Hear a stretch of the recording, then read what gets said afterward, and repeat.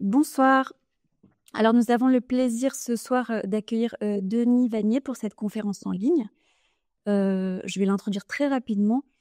Il est journaliste, cartographe, et nous avons fait le lien entre notre projet de recherche en Master 1 qui s'appelle Surface sous face et qui interroge la représentation de ce qui est invisible et les projets qu'il développe qui relient données, data, territoire et environnement, et plus particulièrement l'eau. Et c'est notamment un des projets, je crois, que tu vas nous présenter, qui s'appelle Méandre. Voilà, je te laisse la parole. Merci beaucoup d'être là. Merci beaucoup pour l'invitation et pour cette occasion de parler un peu de mon travail. On en parlait juste avant. Moi, je suis représentatif de pas grand-chose, en fait, si ce n'est de moi-même. Je suis journaliste, mais mon travail n'est pas forcément représentatif de l'approche de tous les journalistes. Il y a beaucoup de débats en interne, d'ailleurs, sur la place qu'on accorde au visuel, et ça va être un peu l'objet de ce temps d'échange, c'est de vous présenter un peu comment moi j'ai fini par voir les choses un peu sur le tard, sur le rôle du visuel et de la visualisation des données dans la transmission d'informations. Donc pour resituer un peu le contexte, je suis journaliste depuis longtemps, depuis l'an 2000. J'ai été diplômé en 2000 de l'école de journalisme de Strasbourg. Et donc je viens, avant cela, je venais de la géographie, donc ça va expliquer un peu mon approche aussi, mais donc j'ai fait de la recherche en sciences sociales et ensuite je suis passé dans le camp du journalisme, on va dire dans le camp, parce qu'en fait il y a souvent des approches et des conflits entre le milieu académique et le milieu des journalistes. Et pourquoi j'ai voulu être journaliste? Moi, simplement parce que ça, assez basiquement, ça me permettait de changer de sujet tous les jours. J'étais parti pour faire de la recherche en sciences sociales sur les migrations et les intégrations de sociétés migrantes dans les sociétés d'accueil. Et je me voyais pas faire ce sujet pendant des années. Donc voilà, j'ai choisi l'idée de changer de sujet tous les jours et d'aller éventuellement sur le terrain. Et donc j'ai eu une pratique de longues années de journalisme très classique en presse écrite au début, un peu de radio, un peu de télévision, et assez tardivement, donc il y a 7-8 ans, je suis revenu vers une approche beaucoup plus analytique, beaucoup plus proche de ce que je faisais durant mes études en géographie sociale, qui était d'avoir une approche très, très analytique, très académique de la connaissance et de la transmission des connaissances, en devenant ce qu'on appelle data journaliste, c'est-à-dire en changeant de matière première. C'est-à-dire que je dis souvent que la matière première d'un journaliste, c'est souvent des gens qu'on va interviewer. Donc on interviewe des gens ou des documents. En tant que data journaliste, on interroge des bases de données. On leur pose des questions exactement de la même manière qu'on poserait des questions à des gens, en reformulant la question, en vérifiant, en tournant autour, et pour essayer d'en extraire des informations inédites et des informations nouvelles. Et donc voilà, je fais du data journalisme avec de l'analyse de données et avec une attention plus particulière à la visualisation des données. Et dans ce petit périmètre, ce qui m'intéresse encore plus, c'est la visualisation des données géographiques, donc sous forme de cartes, parce que j'ai commencé mes études en faisant des cartes à l'ancienne avec des rotrings sur du calque, maintenant évidemment sur des logiciels sur ordinateur. Et donc voilà. Donc peut-être d'abord pour très concrètement pour vous montrer ce que je fais au quotidien et le plus souvent avant d'en venir à Méandre. Je vais juste partager mon écran. Voilà. Donc aujourd'hui, je fais ce genre de choses qui sont des sites cartographiques interactifs sur lesquels on va avoir une collection d'informations. Donc une sorte de tableau de bord exploratoire avec, vous voyez, beaucoup de menus, qui peut devenir assez confus ou pas. Alors là, en l'occurrence, c'était une commande de la Commission nationale du débat public pour mettre en carte l'ensemble des enjeux du développement industriel de la région de Fos-sur-Mer. Hein. Donc là, on a Marseille ici, Marseille ici, et donc Fos-sur-Mer par ici. Et donc là, l'idée, c'était d'ajouter un maximum de couches de contexte environnemental, d'urbanisation. Voilà. Donc là, l'enjeu, il est sur de la mise à disposition d'informations de manière très basique. Et la seule difficulté, c'est de ne pas être trop confus, malgré la quantité d'informations. Donc on n'est pas du tout sur une approche de création d'émotions, d'une certaine manière, de production d'émotions, mais vraiment sur une approche très, très pratico-pratique de la visualisation de données. Donc, voilà, j'ai d'autres projets en cours de ce type-là. Quand je suis devenu journaliste, data journaliste à part entière, j'ai commencé à faire ce qu'on appelle des récits cartographiques de ce type. Donc, celui-ci avait été produit pour Médiacité, qui est un média indépendant basé dans plusieurs grandes villes en France, dont Lille, Lyon, Toulouse, Nantes. Et donc là, l'idée, c'était de visualiser l'extension de l'urbanisation des zones urbaines de Nantes de la façon la plus simple possible, mais avec des données les plus fiables possibles. Donc, il y a vraiment une exploitation des données, en l'occurrence, la base de données des modes d'occupation du sol. L'idée, c'était de rendre compte de l'évolution de l'urbanisation, voilà, à travers des codes graphiques qui restent très simples et qui se veulent là aussi purement informatifs. Donc, il y a juste un travail sur la narration, sur la succession des couches. Il y a des petits effets cinématiques, mais ça reste quand même très, très basique. On est sur plutôt du design d'information assez simple. Voilà. Ce type de récit cartographique, on en trouve de plus en plus souvent dans les médias en ligne. Maintenant, beaucoup de médias le maîtrisent très bien. En France, ceux qui le maîtrisent le mieux, c'est probablement Le Figaro, l'équipe notamment composée de Dario Linguisto, qui est un excellent cartographe et qui sait maîtriser le moindre détail de ce type de récit. Le Monde le fait aussi très bien, mais le Figaro a gardé une longueur d'avance sur ce type de choses. Et puis, donc voilà, ça peut être aussi ce type de carte.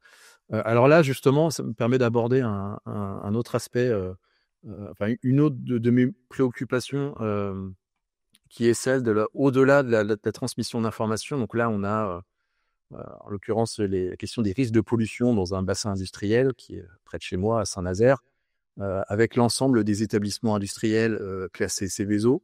Donc on est sur une base de données officielle qui est celle des émissions polluantes par des industriels et des bases et des sites pollués.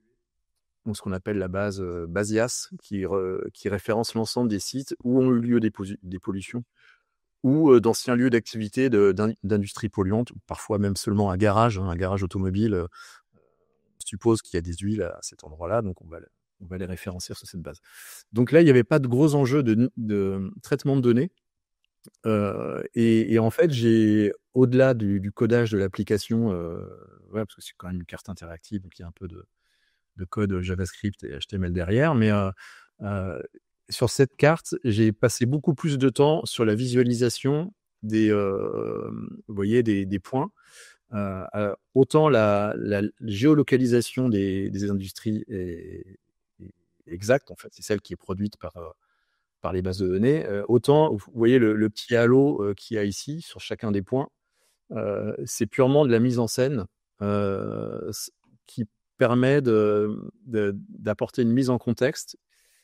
C'est pas de l'information à part entière, ça sert uniquement à créer une émotion, à générer une émotion en accord avec l'information qu'on veut transmettre. Et alors là, on tombe très exactement dans le nœud gordien de l'information et du rôle de l'esthétique, du rôle du visuel dans la transmission d'informations. Et sur ce type de carte, on pourrait avoir des reproches des deux côtés, aussi bien des reproches de journalistes qui nous expliqueraient que écoute, la carte est très belle, c'est joli, c'est assez esthétique, mais les petits halos, leur grandeur n'est pas proportionnelle à un danger avéré ou à une émission avérée de polluants dans l'air. Et aussi des académiques pourraient nous dire non mais comment vous avez généré le petit halo qui est autour, c'est voilà. Donc, il faut assumer quand on est quand on est journaliste de vouloir à la fois transmettre de l'information la plus fiable possible, mais aussi de vouloir générer des émotions. Et alors moi j'en parle parce qu'en tant que journaliste on est assez comment dire, on est assez simplet, je dirais, sur l'aspect de la transmission des informations, de la transmission des émotions. Alors si vous êtes en école d'art ou futur designer, pour vous ça fait partie des réflexions de base. Pour nous c'est quelque chose de nouveau et je dirais que c'est presque même un tabou. Quand on est journaliste, et alors je ne parlerai pas des chercheurs pour l'instant, mais quand on est journaliste, on veut transmettre de l'information de la façon la plus neutre et objective possible. C'est un mythe absolu, et alors ça, il y a plein de positions différentes sur ce sujet, mais moi je considère que on n'est jamais neutre quand on est journaliste, et il faut surtout ne pas être neutre quand on est journaliste, parce qu'on se met en danger, on met en danger les autres quand on se veut neutre. Donc c'est avoir des valeurs, les affirmer, les montrer, et quand on transmet de l'information, on utilise un médium qui peut être la radio, qui peut être la presse écrite, et en fait on va toujours utiliser les outils. Prenons le cas de la presse écrite, des outils de la littérature, pour poser des ambiances, pour créer des atmosphères, qui sont des outils purement littéraires et qui n'ont absolument rien à voir avec la neutralité ou l'objectivité, qui sont vraiment des outils de médiation. Et dans le visuel, dans la transmission visuelle des informations, donc ce qu'on appelle la data visualisation, il y a aussi plusieurs tendances, des tendances qui se veulent la plus rigoureuse, voire la plus froide possible. Et c'est aussi cette approche qu'on retrouve bien souvent dans le milieu académique, et qui est le fait de transmettre de l'information la plus brute possible avec le moins d'émotion possible, parce que ça viendrait brouiller le message, brouiller l'information de base. Moi, c'est pas du tout mon point de vue. Je pense qu'au contraire, on doit être dans cette phase de transmission d'information, et aussi des producteurs d'émotions, parce que l'émotion vient appuyer et conforter une information. Voilà. Donc là, c'est vraiment basique, c'est assez prétentieux de parler de création d'émotions, mais là, dans ce point que vous voyez ici, dans le halo, il y a 4 couches, en fait, en réalité. Il y a un point blanc net, il y a un point blanc avec un léger halo, il y a un énorme rond rouge avec un halo maximal, enfin une zone de flou maximale qui crée, et vous avez une autre couche d'ombrage en dessous, qui est ce même gros point rouge avec une zone de flou, mais sombre, et qui crée cet effet de nuage un peu toxique au-dessus de chaque point. Et en fait, cette carte, elle a pas mal circulé dans notre région, et elle a étonné, elle a inquiété, je pense, essentiellement grâce à cet effet visuel. Cet effet que certains diront esthétique. Pour moi, j'aime pas le mot esthétique, parce que ça fait référence à un décorum et à quelque chose d'accessoire, quelque chose de futile. Et en l'occurrence, ça ne l'est pas. Chaque choix graphique est choisi et fait de telle manière de créer une émotion, de générer une émotion qui est en rapport avec cette information. Donc, l'idée, c'était évidemment de créer une atmosphère un peu inquiétante avec un fond de carte complètement noir et blanc, une eau un peu, vous voyez, un peu marronâtre rouge, et puis donc c'est à l'eau de. Donc voilà. Autre exemple de transmission d'informations basée sur des données fiables, scientifiques, et qui sont là, par exemple, l'ensemble des zones incendiées en Europe au cours des 10 dernières années. Je crois que ça, c'est un projet qui n'a jamais été publié, en fait, que j'ai toujours remis, parce que la question des zones incendiées en termes d'information, c'est un moment assez étroit dans l'année. On est plutôt entre juin et août, et au-delà, c'est plus dans l'actualité. Donc j'avais fait ce projet-là il y a 3 ans, et donc j'avais aussi longuement travaillé sur l'atmosphère de cette carte, qui est censée rendre compte d'incendies récents, d'incendies anciens, Donc les zones en rouge étant tous les incendies ayant eu lieu en 2022 et les zones en jaune, les incendies des années précédentes. Où là aussi, il y a un gros travail sur le détourage des zones incendiées, une sorte de léger halo. Bon, après, l'effet sur la cinématique, on pourra en reparler, mais l'idée, c'était d'avoir un effet d'immersion maximum avec quelques petits artifices comme le brouillard au fond.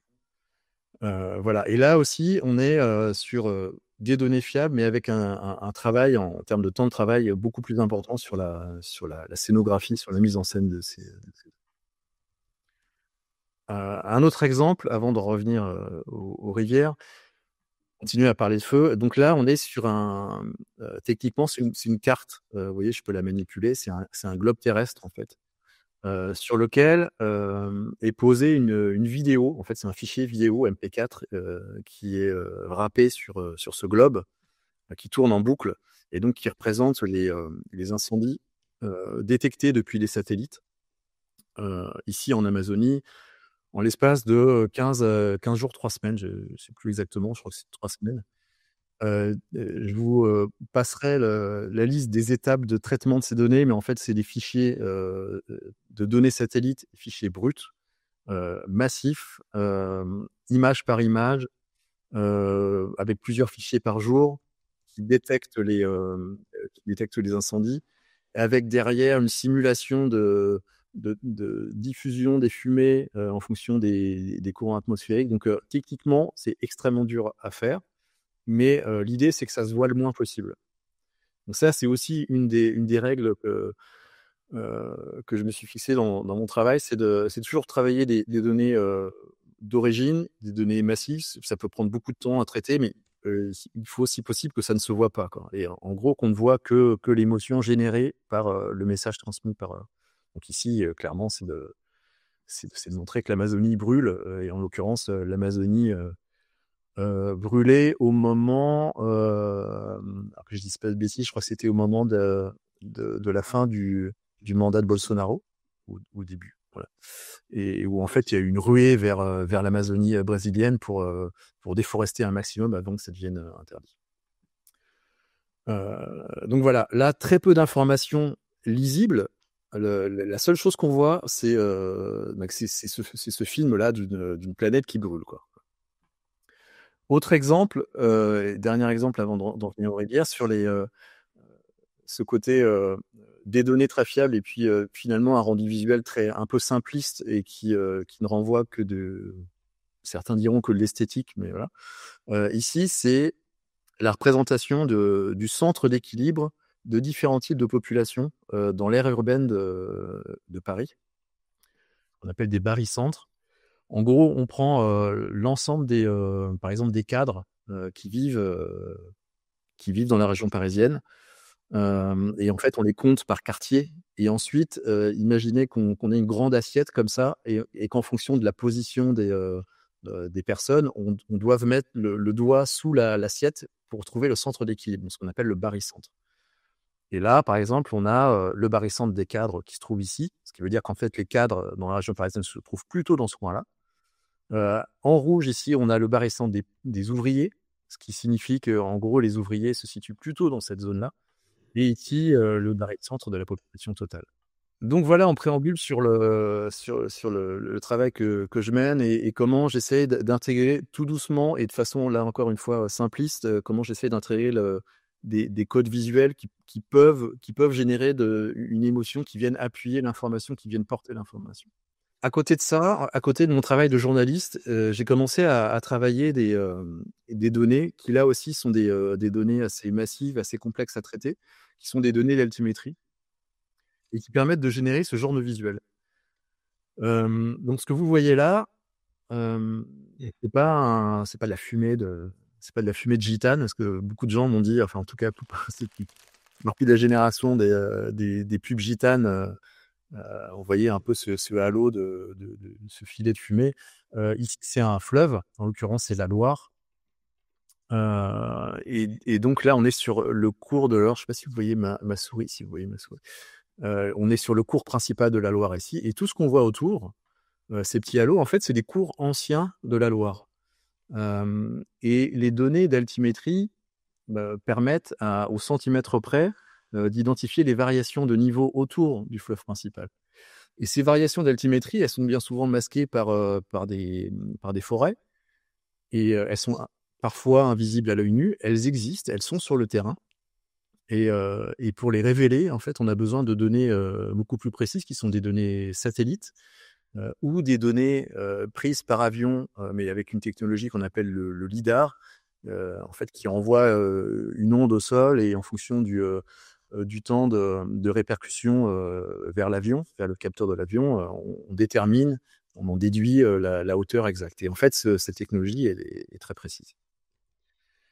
Donc, en exploitant ces données d'altimétrie, j'en ai tiré plusieurs visuels avec l'idée de montrer un peu ces paysages invisibles à l'œil nu, invisibles depuis le terrain, mais qui le sont beaucoup plus depuis les données. Une sorte de paradoxe on voit mieux depuis des outils, depuis des artefacts, ce qui est sous notre nez. Donc voilà ce qu'on peut faire avec des données d'altimétrie. On peut à la fois révéler des plaines alluviales, mais on peut aussi montrer, comme vous le voyez ici, là on est ça c'est l'Adour, dans le sud-ouest de la France. Et ce que vous voyez ici, en fait, c'est des dunes qu'on ne voit pas à l'œil nu, en fait, qui sont recouvertes le plus souvent de végétation. Et en fait, c'est des dunes de sable qui sont poussées par le vent, qui ont été poussées par le vent à une époque. Et la région des Landes est une région sableuse sur laquelle on a planté des pins pour en faire des forêts exploitées, mais qui sont en réalité une espèce d'ancien désert, d'une certaine manière. Et donc, les données d'altimétrie permettent de révéler ces anciens déserts. Pareil, en utilisant des données assez précises, on arrive à identifier les limites parcellaires, ici, des champs, et dans certains cas, des bâtiments.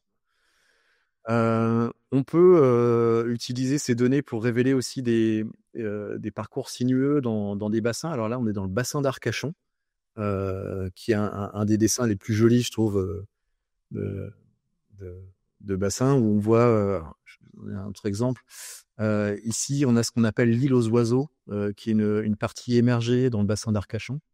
Et en fait, ici, ce sont les canaux principaux du bassin, en fait, par lesquels passent les bateaux, hein, pour éviter de s'embourber dans ces zones marécageuses. Donc voilà, on est là aussi sur des données d'altimétrie, mais à un autre endroit. On est en Russie, donc près des pôles. L'Alena, c'est une rivière qui est dans une zone un peu arctique, glaciaire, qui a la particularité de s'étendre sur des grandes surfaces, c'est-à-dire l'eau serpente, elle est rarement serrée. Donc on a côté continent américain, on est à peu près aux mêmes latitudes. C'est la rivière Mackenzie au Canada. Pareil, avec un delta très très large, avec un fleuve dont on a du mal à voir les limites. Et alors autant ça c'est le cours principal de la rivière Mackenzie, autant au moment du dégel, en fait, l'eau a tendance à partir un peu partout. Et on voit là plein de petits ronds, en fait, qui sont des mini étangs, des mini mares, qui sont en fait des cuvettes de glaciation. En fait, quand l'eau fond, elle a tendance à creuser un peu ces mares. Et donc avec le temps, on a ce dessin qu'on voit d'ailleurs aussi ici dans la région de l'État de l'Alena. Un autre exemple, alors là sur des latitudes plus proches des nôtres, on est aux États-Unis, mais dans le sud-ouest des États-Unis, dans le sud-est pardon des États-Unis. Alors ça, c'est pas le Mississippi, c'est la Pearl River, qui est à mon avis une des rivières du sud américain les plus belles dans ses méandres. Là aussi, c'est une rivière qui n'a pas été domptée, on peut dire. Donc les méandres sont encore très libres. Quand on zoome un peu dessus, on voit ce qu'on appelle des oxbows. Les oxbows, en fait, c'est des bras de méandres abandonnés, ici, vous voyez, qui sont fermés. On a le cours principal. Ici, en fait, c'est des lacs, hein. Voilà. Mais c'est des anciens méandres de rivières. On a un peu on peut lire presque les mouvements dans chacune un peu comme des cernes d'un arbre. Donc derrière, vous avez le relief tel qu'il a été aussi enregistré ici par le LIDAR. Alors c'est des données de l'USGS, c'est l'US Geological Survey, donc c'est l'Institut géologique des États-Unis, qui mène toutes les études d'altimétrie, notamment par LIDAR, donc en avion, et donc avec là aussi des données extrêmement précises. Et donc ces données sont disponibles sur leur site. Voilà. Autre donnée LIDAR, là aussi d'une rivière des États-Unis, qui est la rivière Wabash. Là aussi, on est dans les zones marécageuses, hein, on n'est pas loin du Mississippi. Tout est à peu près au même niveau. Et ce qui est intéressant sur cette image, c'est que quand on zoome, on voit même ce mélange entre le cours très naturel, les formes très naturelles des méandres, des rivières, et le côté très géométrique, très orthonormé des routes, des limites de parcelles. Donc, ce qui est intéressant, c'est ce mélange entre le côté très rectiligne, très régulier de l'activité humaine, en tout cas aux États-Unis, et le cours très naturel et sauvage des fleuves dans cette partie des États-Unis.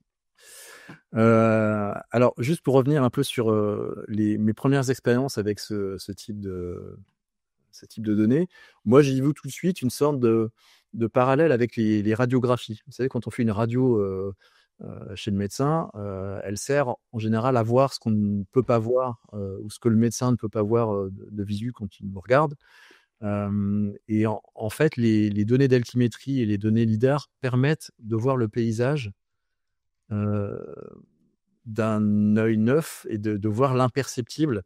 Et donc, on est quasiment sur une sorte de radiographie des paysages. Et donc, j'ai essayé de filer cette métaphore de la radiographie des paysages.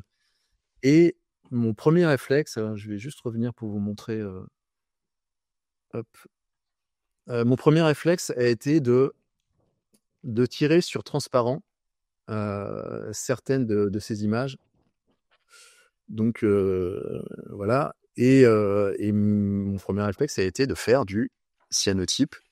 Alors, je ne sais pas si vous connaissez le cyanotype, mais c'est une technique assez ancienne qui permet qui a été utilisée dans les cabinets d'architecture et d'urbanisme pour faire de la reproduction, ce qu'on appelle faire un bleu, mais qui est aussi utilisé par beaucoup d'artistes aujourd'hui. Donc, ça donne ce genre de choses. Donc, alors, c'est pas tout le même dessin, mais là, on est sur la Dordogne, et ici, c'est la Loire, comme ça. Et donc, le principe du cyanotype, c'est qu'on enduit du papier, généralement du papier, idéalement 100% coton, papier aquarelle, et on l'enduit d'un mélange de ce type de produit. Hein.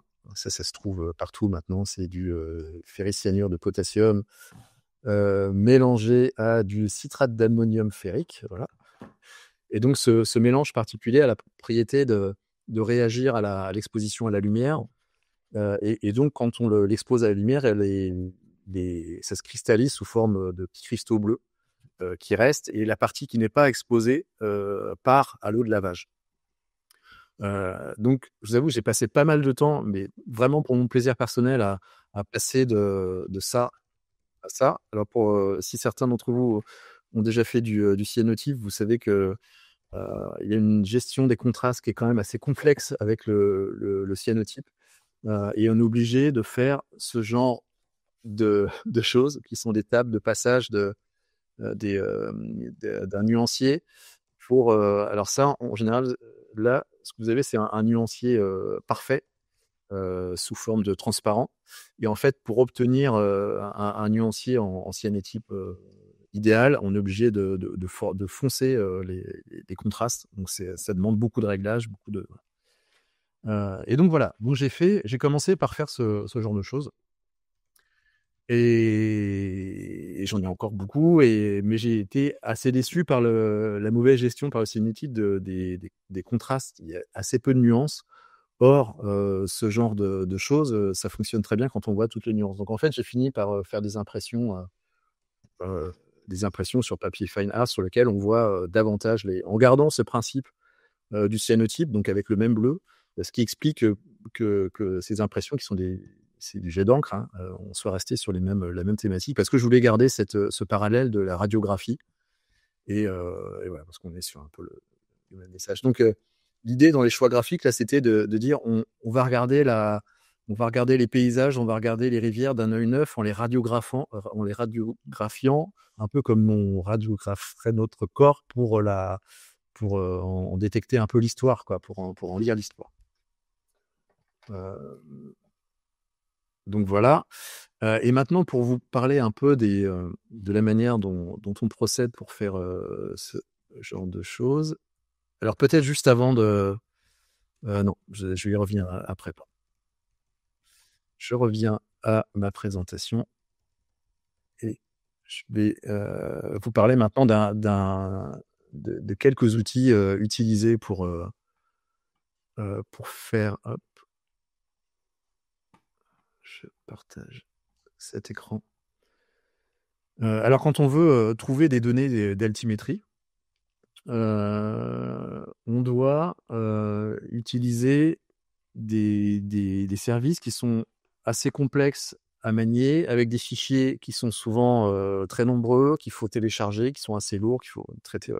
Il y a un site qui s'appelle Google Earth Engine, et un outil qui s'appelle Google Earth Engine, qui a été créé par les équipes de Google et qui a été créé pour les besoins propres de Google au moment de la création de Google Earth. De Google Maps, enfin plus précisément de Google Earth. Le principe de Google Earth, c'est de collecter un maximum d'images satellites, de les coller les unes aux autres pour avoir une sorte d'image complète de la Terre, et la plus fluide possible, la plus régulière possible. Et ça demande des capacités de calcul assez phénoménales. Et donc les équipes de Google, il y avait une équipe spécifique pour Google Earth, ils ont créé des outils, une librairie à proprement parler, qui permet de créer, de gérer une grande quantité de données. Et Google Earth Engine, en fait, c'est devenu un outil utilisé par beaucoup de scientifiques. C'est essentiellement un outil scientifique maintenant, qui permet de traiter des grandes quantités de données satellites.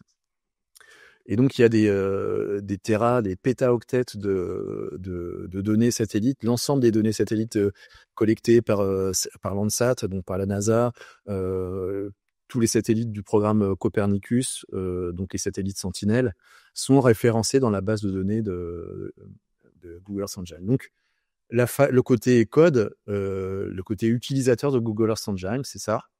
Donc, une bibliothèque récupère des scripts qu'on adapte à nos besoins. Donc, par exemple, ce script-là, il est pour l'essentiel fait d'un patchwork de scripts que j'ai trouvé par ailleurs. Et très concrètement, voilà ce qu'il fait. Donc, on clique sur Run. Là, on est sur les données. Voilà, la visualisation de l'altimétrie. Ici, donc, j'ai l'ensemble des données d'altimétrie à une échelle de 30 mètres pour le monde entier.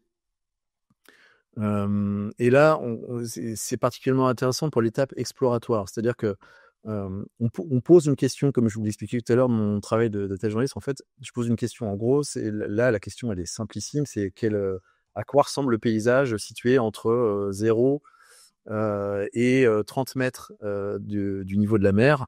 Donc, il suffit ici d'indiquer un maximum de 30 mètres et de refaire le calcul, ce qui permet de visualiser le paysage. Voilà, ici, ça peut donner des choses intéressantes.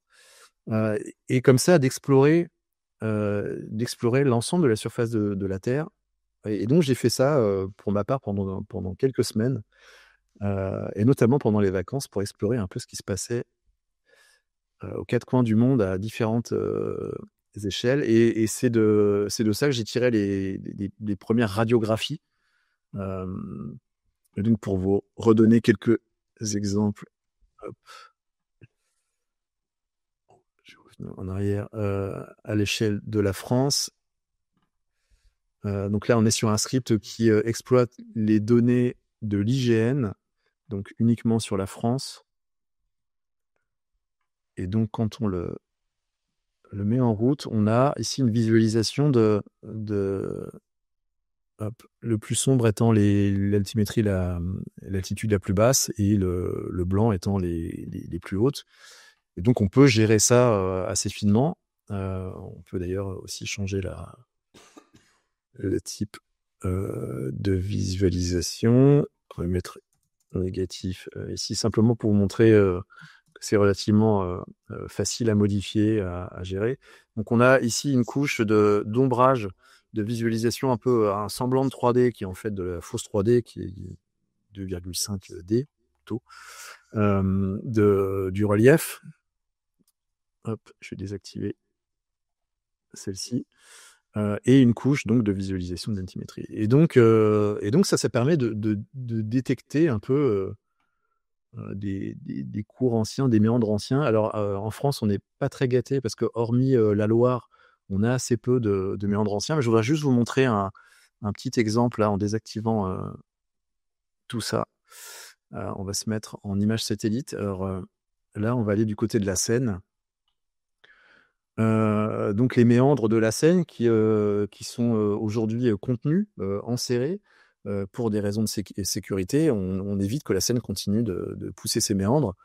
Mais il reste malgré tout quelques vestiges un peu archéologiques de ce passé ancien libre de la Seine. Et on les trouve pas dans le paysage en image satellite, on les trouve pas sur les plans IGN. Pour les trouver, il faut vraiment aller détecter.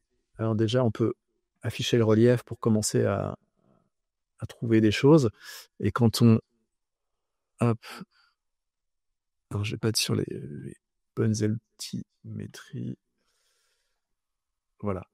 Et là, on commence à voir, vous voyez, donc là, on a le cours actuel de la Seine. Et là, on voit une sorte de boucle qui est en fait un cours ancien de la Seine, à une époque où la Seine, en gros, faisait ça, et a fini par pousser les berges tant et si bien qu'elle a rejoint l'autre boucle qui se trouvait ici, et créé un passage nouveau pour la Seine ici. Et donc, cette zone-là ancienne, ce bras mort de la Seine, il est complètement masqué aujourd'hui par la forêt.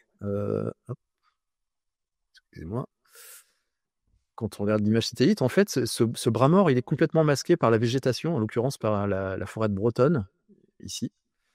Il a disparu, il a sans doute pas disparu des mémoires, mais en fait, il y a beaucoup de choses, y compris du parcellaire agricole, qui est resté collé en fait à cette boucle ancienne, voilà, de la forêt de Bretonne. Donc c'est ça qui est intéressant, c'est de montrer l'invisible avec ce côté paradoxal. C'est sous notre nez, et il faut utiliser des outils qui sont bien au-dessus de nous, des outils satellites pour visualiser ce qui est sous notre nez au quotidien. Donc voilà l'outil que j'ai utilisé pour l'essentiel, donc Google Earth Engine. Et puis il y a un autre enjeu quand on veut faire ce type de visuel que je vous montrais tout à l'heure. Hop. Ici la Pearl River. Quand on veut visualiser l'altitude, on voit bien que l'altitude entre ici et ici, elle change énormément, puisque on a une altitude beaucoup plus importante. Donc, comment on fait pour obtenir le même gradient, enfin la même tonalité entre cette zone-là et cette zone-là qui est censée être plus basse? Eh bien, on fait ce qu'on appelle du calcul d'élévation relative. Donc, en anglais, on appelle ça Relative Elevation Model, qui est en fait un script qui permet de calculer la hauteur de chaque morceau de terrain autour du fleuve par rapport à la hauteur du fleuve à cet endroit. Alors, concrètement, en fait, on découpe chaque morceau de la rivière qui est ici, donc du cours principal. On va le découper en morceaux et on va recalculer le relief des alentours au regard de ce niveau 0. Donc en fait, on a un niveau 0 qui est dans le cours voilà. Et en fait, autour, on a des altitudes relatives. Donc là, plus 5, plus 10 ici, peut-être plus 30. Et donc, ce qui permet d'avoir ce dessin régulier de bas en haut de la rivière. Et ce travail, il a été fait. Alors, c'est évidemment pas moi qui ai inventé ce travail. Il a été fait par Dan Coué. Alors, je vais évidemment mis aussi tout à l'heure. Je l'ai là. Ce principe, il a été popularisé par Dan Quay, qui est cartographe au service géologique de l'État de Washington, dans l'ouest des États-Unis, dans le nord-ouest des États-Unis, et qui a été le premier à utiliser ce principe du calcul d'élévation relative sur une rivière qui s'appelle la rivière Willamette, qui est magnifique aussi, et avec énormément de petits chenaux, de méandres, d'anciens méandres plus ou moins abandonnés. Et donc, ça, c'est la Willamette River, c'est dans l'État de Washington. Et donc, il a commencé à faire ce travail, mais qui est un travail très technique. Et il a partagé notamment des tutoriels pour calculer ce Relative Elevation Model eux-mêmes. Donc, ça fait appel à des librairies Python qui ne sont pas forcément faciles d'usage parce qu'il faut aussi récupérer le tracé précis des cours d'eau. Mais c'est faisable par n'importe qui, quasiment. Donc voilà. Donc le travail que je fais, moi, a rien d'original en soi, mais et donc ce principe, on a tendance maintenant à l'utiliser pour beaucoup d'autres choses que pour des rivières. Je voudrais juste vous montrer une exploration que j'ai fait par la suite. Alors peut-être avec cet exemple au Canada. Quand on explore le cours des rivières, on finit par explorer le relief alentour. Et notamment le relief des montagnes, des collines. Et ce que vous voyez ici, c'est une empreinte d'une région du Canada qui est proche du grand lac. Ça y est, attendez, je vais essayer de trouver une autre carte pour vous montrer à peu près où ça se situe, pour faire un parallèle. Hop. Voilà. Donc là, on est à peu près dans cette région-là du Canada, qui est en fait une zone qui a été recouverte par un manteau de glace, un inland sea, ce qu'on appelle l'inland sea laurentidien, qui est bien connu des Canadiens parce qu'en fait, il a façonné tout ce paysage. Et on arrive à lire, quand on visualise comme ça l'altimétrie, on arrive à lire, une sorte de mécanique. On arrive à lire du mouvement. Et ce mouvement, vous voyez, une sorte de trace là, un peu comme si on avait appliqué une mine de plomb et qu'on avait ensuite passé la main comme ça sur cette mine de plomb. En fait, c'est ce qui s'est passé avec le glacier. C'est-à-dire le glacier a glissé lentement durant des millénaires sur ce relief pour l'araser progressivement en laissant derrière lui un peu toutes les moraines, tous les débris, et en attaquant de front toutes ces zones-là, par exemple, qui sont beaucoup plus. Quand on regarde d'un peu plus près, on voit encore mieux ce paysage. Et ce qui est intéressant là, c'est la capacité des données d'altimétrie de révéler une cinématique, quoi, enfin un mouvement. Et donc les traces du paysage, je pense notamment c'est ce que font les géomorphologues. Les géomorphologues redessinent ou refont un film à partir des traces laissées dans le paysage. Et ce type de visualisation permet de refaire ce film. Et j'aime beaucoup cette image parce qu'elle elle permet d'imaginer, de prendre conscience de la puissance de la mécanique à l'œuvre avec cet énorme calotte glaciaire qui râpe comme une sorte de grand rabot de l'ensemble du paysage et qui laisse ses traces. Là, ici, il y a plusieurs centaines de kilomètres, hein, donc on est vraiment sur des échelles assez importantes. Et si on sort là aussi des rivières et qu'on va dans le domaine plus désertique, on a l'impression ici d'avoir une image, une photographie noir et blanc d'un paysage désertique. En fait, il s'agit aussi d'altimétrie. Il s'agit aussi de données vraiment très, très brutes, prises toutes les 30 mètres de l'altitude dans une zone désertique.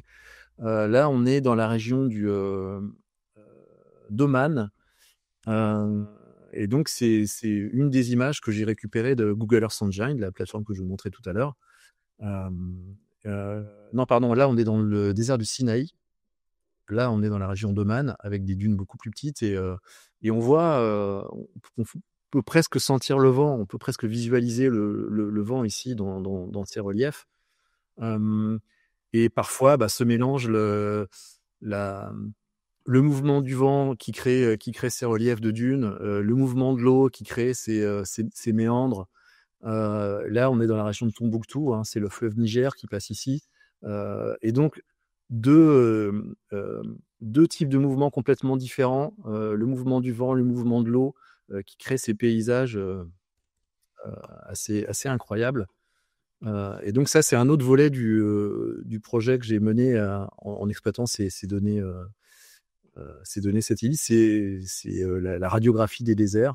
Là, on est aussi sur des données d'altimétrie très précises avec une échelle quand même assez importante, parce que là, il doit y avoir 1 millier de kilomètres sur l'ensemble de cette zone. C'est l'Australie, qui là permet de révéler à la fois le travail de l'érosion, du vent notamment, aussi un peu de l'eau, mais surtout ici du vent, parce qu'on est dans des zones désertiques. Et ça révèle surtout la structure géologique, puisque le vent, l'eau attaquent en priorité les zones les plus meubles de la géologie. Et on voit les parties saillantes qui sont les roches dures, en fait, surtout en Australie, qui est un massif très ancien avec des roches très dures, granitiques ou autres. Et donc, ça, j'en ai tiré. Alors, je vais sortir pour. Hop.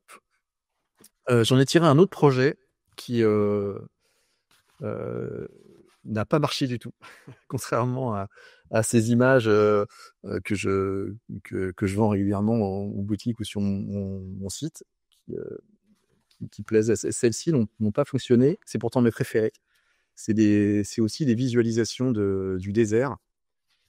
Donc c'est les mêmes images que je vous ai montrées ici, mais colorées, hein, travaillées sous Affinity Design. Voilà.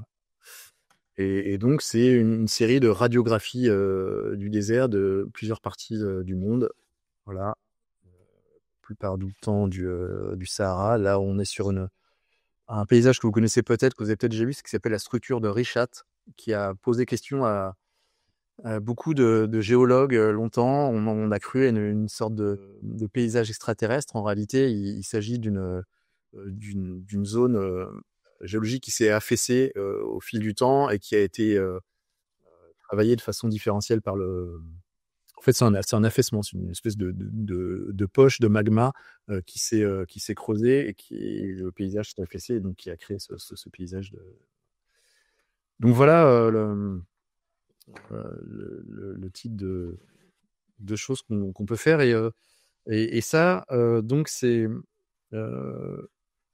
ça a rien d'original en soi, puisque d'autres l'ont fait, mais ça a fait avancer ma conception de la visualisation des données pour la transmission d'informations de façon très modeste, où j'ai et là encore c'est un cheminement qui est pas fini, mais sur qui m'a amené à m'interroger sur la place de l'émotion dans la transmission d'informations. Parce qu'on considère dans le milieu académique et en journalisme que l'émotion est souvent une sorte vient polluer la transmission d'informations cartésienne, disons. Alors que je tends à être persuadé que l'émotion est plutôt un outil efficace de transmission d'informations fiable, qui peut être cartésienne, mais un véhicule d'informations beaucoup plus puissant qu'une visualisation froide auquel on est habitué. Merci beaucoup pour cette présentation. Quand tu parles de récit cartographique, en fait, je me demandais comment tu abordais cette question du scénario. Le principe du récit cartographique, il est de permettre au lecteur d'être dans une immersion très progressive dans un espace qu'on veut montrer. Et donc généralement, moi je commence souvent par la petite échelle, c'est-à-dire je prends en exemple, je vais peut-être revenir en fait sur un des exemples. Peut-être pas celui-là. Attendez, est-ce que j'ai fermé toutes mes fenêtres? Non, bon, je vais en reparler comme ça va être plus simple. Mais généralement, quand on fait un récit cartographique, plutôt que de montrer une carte unique, qui est une carte interactive, par laquelle on ne sait pas trop en tant que lecteur par laquelle on doit rentrer, on propose en fait un parcours dans cette carte. Et souvent, le moyen le plus efficace de faire entrer dans une carte, c'est pas à grande échelle. C'est généralement de commencer par une toute petite échelle, qui est l'échelle du quotidien des habitants, qu'on arrive beaucoup mieux à se représenter. Et ensuite, donc, généralement, d'avoir une succession d'exemples à petite échelle, donc un quartier, quoi. Et ensuite d'élargir sur un périmètre beaucoup plus grand. Et l'intérêt du récit cartographique, c'est qu'il permet aussi d'évacuer le problème de superposition des informations. Quand on fait une carte interactive comme celle que je vous ai montrée au tout début sur la région de Fos-sur-Mer, c'est que techniquement, la consigne, c'est d'avoir un maximum d'informations possibles pour que les gens fassent eux-mêmes la superposition. Je vous avoue, j'y crois pas du tout. C'est à notre capacité à faire des choix et à empiler des choses. C'est aussi l'approche journalistique, elle est aussi comme ça. On se donne pour obligation de proposer une lecture. Certains diront ouais, mais en fait, vous forcez le regard, vous permettez pas une vision objective, enfin, vous permettez pas une vision neutre d'une situation parce que vous proposez une lecture. Or, on considère que c'est pas rendre service au lecteur que de le mettre devant. Enfin, moi, je fais souvent le parallèle avec un restaurant. C'est comme si on rentrait dans un restaurant et puis que le cuisinier nous disait, je vous mets la farine là, les œufs ici, vous faites ce que vous voulez, hein, je vous laisse libre, je suis neutre. C'est exactement le même principe. On propose en fait on propose une recette, d'une certaine manière, de lecture de l'information. Et les cartes interactives brutes, les cartes papier classiques qu'on trouve dans les journaux ne permettent pas ça, sauf à faire une succession de cartes, ce qu'on appelle une collection de cartes, qui est aussi très efficace. Mais le récit cartographique a cet intérêt de décomposer une carte, de proposer un sens de lecture, éventuellement de zoomer, dézoomer, d'afficher successivement des couches d'informations. Donc c'est tout l'intérêt du récit cartographique, c'est d'y aller pas à pas, avec une succession d'informations simples, plutôt qu'une espèce d'agglomérat d'infos un peu. Et puis accessoirement, c'est aussi une solution beaucoup plus simple. Déjà, c'est un casse-tête sans nom. Enfin, les cartographes du monde qui travaillent sur des cartes papier, c'est parmi les meilleurs cartographes en France, pour cette bonne raison, c'est qu'en fait, ils doivent faire des choix en permanence et des bons choix pour mettre un maximum d'informations sur le minimum de place. Alors qu'aujourd'hui, avec un récit cartographique, on peut se permettre simplement d'avoir une seule information par carte, quoi. Ce qui est beaucoup, beaucoup plus simple à gérer dans les choix graphiques. D'accord. Bon, merci, oui, c'est très intéressant d'avoir ce point de vue-là. Alors, je peux relayer une question qui est apparue, que je te laisserai interpréter. Donc, je cite, « Dans le cadre d'un projet journalistique, votre approche cartographique est-elle différente de l'approche plus artistique, exemple cyanotype, que vous nous avez présenté ?» Oui, alors l'approche, sur les cyanotypes, on est juste sur une exploitation un peu gratuite de données très précises que je peux être amené à utiliser dans le cadre d'autres projets. Par exemple, sur les problèmes de submersion, d'inondation, on est amené à utiliser des données d'altimétrie assez précises. Donc c'est plus une sorte de pas de côté, dans lequel il y a beaucoup, beaucoup moins de contraintes, notamment sur les tables de visualisation. Mais malgré tout, je me force à rester sur la même proposition, quoi. Par exemple, sur l'approche, le projet Méandre, l'idée c'était toujours de proposer le même principe, c'est la visualisation des anciens méandres sous forme de radiographie. Donc je me suis quand même imposé des contraintes semblables à celles que je me pose sur des projets plus journalistiques. Mais effectivement, dans un projet journalistique, on est en permanence guidé par l'information qu'on veut transmettre. C'est-à-dire on a une étape, comme on le fait, comme les chercheurs le font, c'est une étape d'analyse, de traitement des données, d'analyse assez longue. Et une fois qu'on a identifié les informations clés, les résultats, en fait, d'une certaine manière de la recherche, on va passer à la visualisation. Et les choix graphiques de communication de l'information sont évidemment absolument pas les mêmes que les choix graphiques d'analyse. Et c'est pour ça qu'il y a parfois un peu de confusion dans le monde de la recherche. On propose souvent en visualisation des cartographies ou des graphiques qui sont en réalité faits pour de l'analyse et pas pour de la communication d'informations. C'est pour ça qu'on se retrouve parfois avec des graphiques un peu froids, un peu difficiles à interpréter. Et donc oui, j'ai une approche complètement différente, mais moi je dirais pas artistique parce que c'est pas du tout cette prétention-là. En fait, c'est vraiment pragmatique. Quand je dis comment on fait pour générer de l'émotion, c'est vraiment pas c'est vraiment dans un but purement utilitaire. Et pardon, mais en fait, pour moi, juste générer un petit sentiment d'inquiétude en voyant une carte de la pollution à Saint-Nazaire, c'est parce que le résultat de notre enquête laisse à penser qu'il faut vraiment s'inquiéter. Et donc, comment on fait pour transmettre le résultat de nos recherches il y a un problème assez inquiétant sur le niveau de pollution de l'air dans cette région-là, alors que les données ne permettent pas de le montrer précisément, mais que le volume, enfin l'addition de tous les éléments d'enquête permettent donc faire ça. Donc, c'est des choix graphiques qui génèrent une émotion uniquement pour passer une information. Voilà.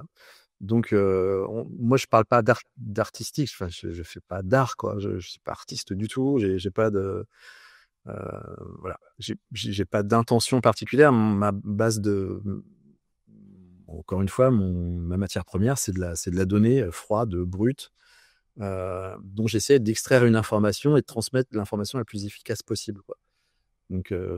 Donc c'est pas une approche artistique et pour autant c'est pas non plus une approche esthétique. Alors autant je trouve ça toujours assez prétentieux de se dire il fait des cartes un peu artistiques, pas du tout le cas, et je trouve ça assez méprisant de dire il fait des cartes mais il met un peu d'esthétique dessus, quoi. C'est un peu comme si on mettait une espèce de couche de vernis pour rendre acceptable donc c'est pas non plus d'esthétique parce que l'esthétique elle est pas gratuite. Les choix graphiques ils sont tous tournés vers l'efficacité de la transmission du message. Très bien, merci. Juste peut-être par rapport à Méandre, est-ce que là, on voit certains cadrages, mais est-ce qu'il y a la même échelle? Probablement pas. Non, c'est pas toujours la même échelle. C'est rarement la même échelle. Ce choix-là de cadrage, est-ce que c'est vraiment juste, tu te laisses guider par la place, les formes, en fait, c'est ça? Sur la composition, là, ça fait plus appel. J'ai fait pas mal de photos. J'ai été longtemps JRI aussi, donc c'est plus pour le coup les notions de composition. Voilà, Donc c'est en te baladant et en découvrant des voilà. endroits. Et alors pour le coup, une fois qu'on a traité les données et qu'on a réussi à les visualiser, on est plus sur un travail pur de photographe, quoi. En fait, on a une réalité devant les yeux, on essaie de composer ce qu'on voit la façon la plus efficace possible, quoi. C'est de la composition, des règles de composition qu'on pourrait voir en photo. Et j'ai pas de règles particulières sur les formats en réalité. Là, les derniers que j'ai fait sont plus au format carré, mais j'ai pas de règles de composition particulières. Bon, on fait une dernière question. Il y en a une dernière dans le chat, mais c'est comment développez-vous l'aspect narratif de vos cartes? Quel est votre processus créatif quant au storytelling? Mais je pense que de ça rejoint un peu, mais ouais. En fait, c'est toujours en fait en deux parties. Plusieurs étapes pour la mise en contexte et l'immersion.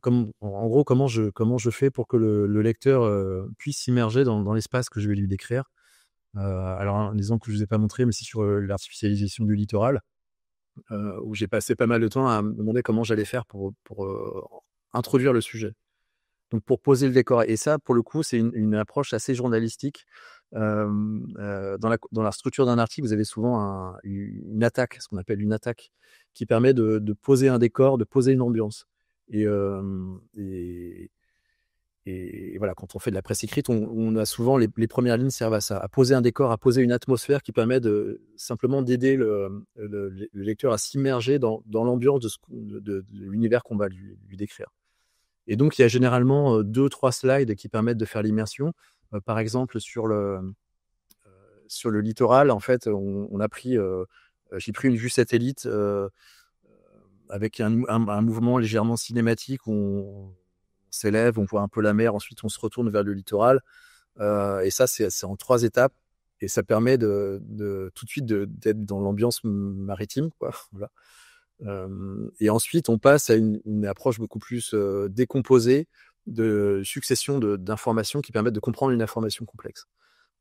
Généralement, c'est beaucoup en chronologique. Moi, je travaille beaucoup sur du chronologique quand je fais des récits cartographiques. On est en 1950, voilà, à cette époque, 10 ans plus tard. Voilà. C'est souvent une approche très chronologique et très peu en ce qu'on appelle un peu en mode road movie. C'est un autre projet, ça que j'ai sur de raconter des territoires le long d'un axe. Alors, je ne montre pas ici, mais c'est un de mes projets favoris qui avait été créé par le Berliner Morgenpost, qui est un journal allemand parmi les meilleurs, enfin qui contient parmi les meilleures équipes de data visualisation en Europe, et qui avait raconté Berlin le long des lignes de tram, le long des lignes de bus. Et en fait, ici, la géographie, en tout cas une ligne géographique, est un prétexte narratif pour raconter une ville. Et en gros, on se balade le long d'une ligne de bus, si possible, notre ligne de bus, parce que la narration se fait comme ça. Quelle est votre ligne de bus? On va raconter notamment le taux de chômage à Berlin en fonction de chaque arrêt de bus. Et donc ici, le prétexte narratif est une ligne. Donc on est sur une sorte de road movie, en fait. On raconte une ville avec mais voilà, en procédé narratif, moi, le plus souvent sous forme chronologique, mais le format road movie est aussi assez efficace. Ok, bon là, il y en a une dernière des dernières. C'est concernant les radiographies, est-ce une série que vous continuez d'alimenter? Est-ce que vous projetez-vous d'en faire d'autres? Je pense que j'ai pas mal. Enfin, je passe à autre chose. En fait, j'en ai encore beaucoup en stock, mais je pense que je commence à tourner un peu en rond. En fait, voilà, le principe est déjà exposé. Là, je travaille sur des cartographies de la végétation. En fait, moi, j'aime beaucoup l'idée des espaces végétaux cachés dans les villes. Je suis du genre à photographier les lichens et les petites lignes de mousse, vous savez, dans les fissures des trottoirs. Donc j'aime bien l'idée de ce paysage végétal et naturel qu'on ne voit plus dans les villes. Et donc je prépare des cartographies, pour l'instant sur Nantes, mais sur d'autres villes, uniquement des arbres des villes. C'est-à-dire que je supprime tous les bâtiments. J'en fais du désert et il ne reste que les arbres et les arbustes d'une ville entière. Et donc c'est des processus de traitement de données qui sont assez complexes parce que c'est des données LIDAR là aussi, pour avoir un effet de. Et là, l'idée étant simplement de basculer de regard sur une zone urbaine et d'inviter un regard presque plus buissonnier. Donc c'est le titre de mes cartes. Je travaille sur une carte qui s'appelle Nantes buissonnière, qui sera une carte uniquement des végétaux d'une ville, en effaçant tous les points de repère urbains habituels, rues, bâtiments. Ouais, quand vous dites que le milieu journalistique est réticent à mêler l'émotion à l'information, arrivez-vous à introduire cette notion dans ce domaine souvent purement factuel, voire froid? Alors ouais, en fait, c'est pas aussi catégorique que ça, parce que c'est vrai peut-être sans doute pour le monde de la recherche. Dans le milieu académique, on considère l'esthétique comme une sorte d'artefact, une sorte de truc superflu qui sert juste à s'amuser. Dans le milieu journalistique, c'est un peu différent. En réalité, il y a beaucoup d'excès aussi sur la manipulation des émotions pour la transmission d'informations. Enfin, en tout cas, la manipulation d'informations. Pour parler un peu de façon abrupte, en fait, on pense que les journalistes racontent les faits. Dans la coulisse, le rôle d'un journaliste et sa préoccupation constante, c'est de raconter une histoire la plus vraie possible, sur des faits véridiques. Mais techniquement, notre métier, c'est de faire comprendre le monde en racontant des histoires. Et le fait de raconter des histoires, ça implique de faire appel à des procédés narratifs, et notamment faire appel à de l'émotion, à des types de relations entre des personnages qui sont des relations conflictuelles avec des héros, avec des perdants, avec des gagnants, qui sont des formes narratives qui sont pas, pour le coup, propres à la vision neutre ou objective qui en réalité n'existe pas, un autre objectif du monde, mais on est déjà dans l'utilisation de l'émotif. Mais Mais on ne le dit jamais. Enfin, on n'ose pas le dire. Voilà. C'est un outil technique, mais moi, mon point de vue, c'est qu'on devrait reconnaître la production d'émotions comme une compétence de la, ouais, de la transmission d'informations brutes, même cartésiennes. Il se trouve que j'interviens de temps en temps à l'école de design de Nantes et j'aime intervenir là-bas parce que c'est parmi les milieux où on accepte de mêler davantage le matériel, l'émotif, les, les, les valeurs, l'information brute. Voilà. Et moi, mon objectif, c'est vraiment d'essayer de marier les approches. J'aimerais beaucoup travailler avec des artistes, notamment sur la meilleure manière de transmettre une information. Euh, voilà. Donc, on ne peut pas dire que les journalistes transmettent l'information de manière neutre et froide.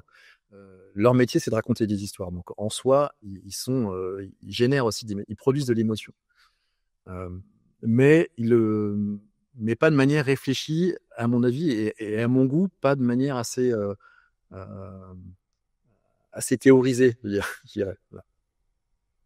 On manque d'une théorie de l'utilisation de l'émotion en information. Merci beaucoup. Merci à vous.